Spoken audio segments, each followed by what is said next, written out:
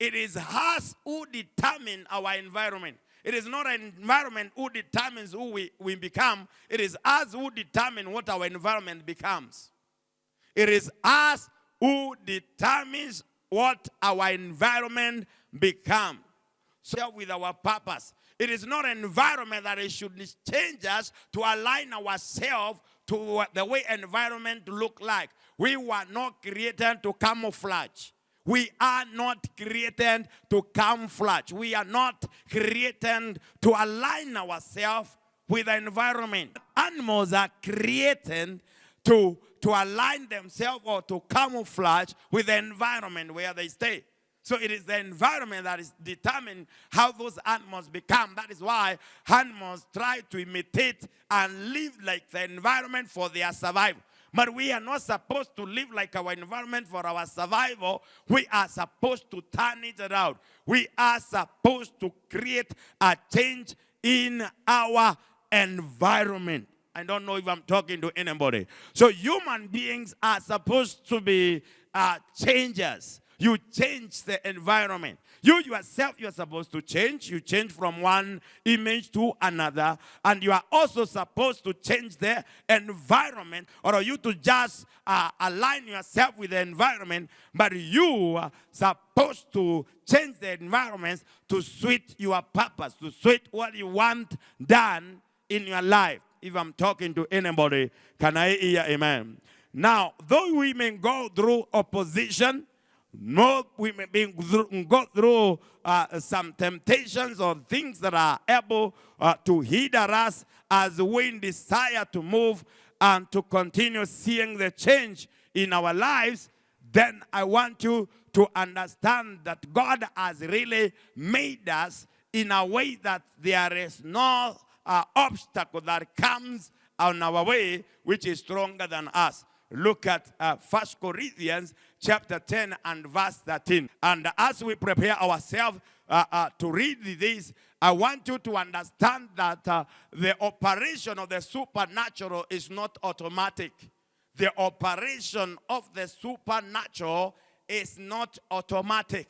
So in the supernatural, things do not have automatic switch. That you switch and automatically things align themselves. In the supernatural, there are forces, invisible forces, which surrounds us and they carry instructions with them. So they carry instructions. There are things that are there aligned to carry instructions. They carry instructions and instructions are given to them. And so they receive instructions. That is why you always speak to the natural, to the supernatural environment to create an instruction. So if you don't speak those instructions and declare those things, you will live at the instructions of things that you are not seeing, and your life will conform to that which you don't like. Sometimes we are finding ourselves in the wrong place. Like our lives is running the way we don't like.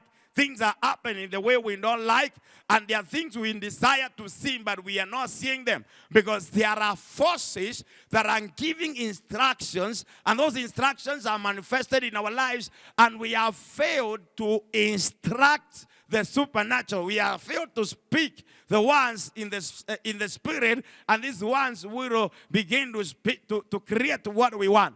So if you don't see what you want, speak what you want to see. If you don't see what you want, speak what you want to see. Don't speak what you are seeing and you don't want it. Speak what you would like to see. That is how God showed us this. When he came and met the world was formless. It was empty. The world was void and formless. And God began to speak what he wanted. He began to speak what he wanted. And it's a formula he was giving at us. So when he saw its darkness, he saw there is nothing. He did not speak nothing. He did not say this world is formless and it is void. He began to speak and say, let there come light. Let there be light. And there was light. Let there come this. And they began to happen. So we speak what we would like to see. We keep on speaking what we would like to see. I say we keep on speaking what what we would like to see. Therefore, we give instruction in the supernatural, and those instructions are now implemented in our lives. That is why Bible says, you shall you shall decree a thing, and it shall be established for you. So you need to be speaking what you want to see. You are not supposed to speak what you don't want to see. What you don't like, don't speak it. Speak what you would like to see. In a situation when you are seeing something that you don't enjoy, speak what you would like to enjoy. When you meet yourself, you are weak, you are not supposed to speak that weak. You are supposed to say, I am strong. Let the weak say, I am strong. You meet yourself, you are broke, you are not supposed to say, today I am very broke. Say, I am very rich. Begin to speak what you would like to speak. To see, and what would happen? You will begin to see the forces in the realm of the spirit implementing what you have been speaking into the visible world. So you will be able to see. Maybe you may speak and declare things, but there may be opposition, because those forces also will try to fight back so that they can hold you from doing what you need to do, to discourage you from speaking, to discourage you from acting. They may cause that kind of opposition. But the Bible says, no temptations has overtaken you except such as common to man. So what you go through is not new, it's common. It's something that is common. So our opposition is not something that is very strange. It is common. You may be experiencing it, don't think that it is unique. It does not carry any unique traits. It is common. Oh, so what you face, it is common. Nothing befalls you than that which is common. So it is common. It's something that is trying to work for something. Common is something that has been there, and it has been frequent, and it's been there for some times now. And people are used to see it. So it is common. It's common because it has been there and it's been identified with many. So we are saying nothing is going to befall us which is not common. So whatever you meet, it may be new to you, but when you look at it and you want to understand it, it is common. Not this time again alone that Paul is using this statement. Peter used the same statement again, brethren. You may face all this kind of temptation, but it is also other brothers in the world are facing the same things. So it is because you have reached another level, you think that it is very unique. If you are sitting for KCPE, most of you, when you are in class, you think you are the first one. There are so many people who have sat for the same exams. And that is what the people who write success to you try to remind you. Many have done these kind of exams and they have gone away. But when you are there, you think you are the only one. You may feel that it is you only who is facing that. Any test, anything that you are going through, you are not the first one to be sacked. There are so many who have been sacked. You are not the first one to be sick. There are those who have been sick. So these are things that are happening. They are common. So opposition that come to us is common to man. But God is faithful. I like that. God is faithful. He is reliable. He is true. He is dependable. He is trustworthy. God is faithful, who will not allow you to be tempted beyond what you are able. So you will always face opposition that is equal to you. That is equal to you. Equal to your standard, equal to your strength, equal to your ability. You will face that something that is equal to you, that you are able. But with the temptation, you will also take the way of escape, that you may be able to bear it. So if this temptation is so high for you, it gives you an exit. There is a way to go out.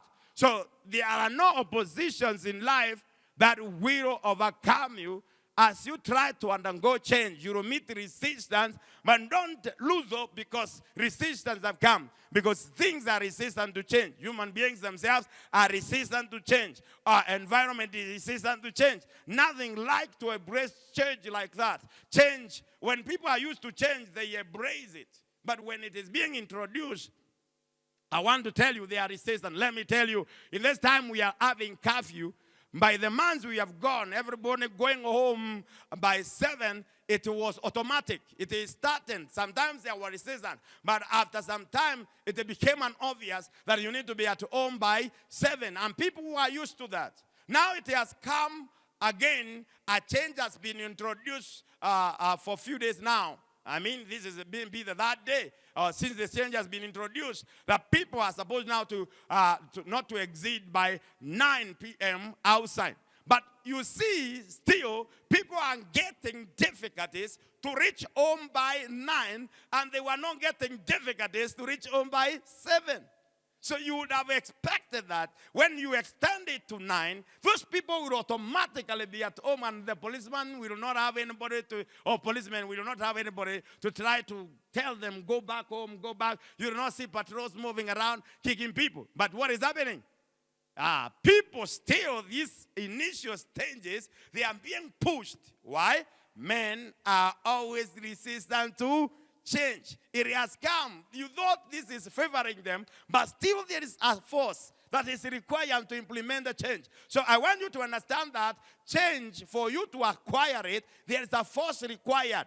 There is a force that you require to get into the change. It will not just come. The force is required. And the resistance also will come. The force to resist that change. But that force that is coming to resist that change is not greater than your ability. So the force that is able to kick out you and make you move against the resisting force is greater than the resisting force. So you are able to acquire that change that you need them to have. So always you will meet resistance anytime you want to go through change. There is opposition that comes around. There are forces that comes to break you down and to make you not to get the change that you want to change. Now, I want you to understand that we are bound to change for us to make progress. We cannot progress without change. Transformation is change. So we cannot have it. We cannot progress until there is change. So change is needed. Change is needed for us to begin to prosper. So I want you to understand that it is not the opposition that you are going through that determines your life or position of your life. It is not that opposition. It is your own decisions. It is your own decisions.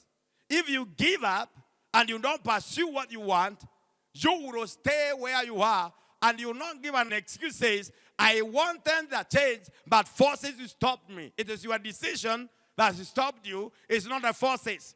It is your decision. You decided to stay like that. Now, once you begin to desire to change and to move according to the pattern that you have established in your heart to accomplish, opposition will end up becoming your stepping stones. Opposition will end up starting you up. Opposition will end up energizing you more to move. They act like fuels to fuel you and to make you move to the higher level than you would have moved. So it is not opposition that will make you determine your position. It is your decision. So when you decide to be persistent, you will break resistance. The solution of resistance is persistence. If you become persistent in whatever you are doing, you will break the resistance that is coming.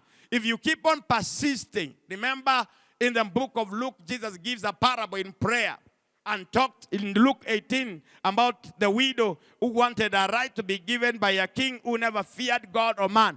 And it's the persistence of that person. So Jesus was talking about the persistence of prayer. When you begin to persist in prayer, you keep on to pray without ceasing. We ought to pray without giving up. So it's your ability not to give up that will give you the breakthrough that you need in life. So you keep doing it. Even if you are not seeing the result, you still keep doing it. And the change that you desire will automatically be granted unto you. Until you are faced with oppositions and hardship, we are not positioned enough to compete or to face competitive life or to face steep competition in life. So for you to face competition in life or competitive life, you are to be subjected into opposition.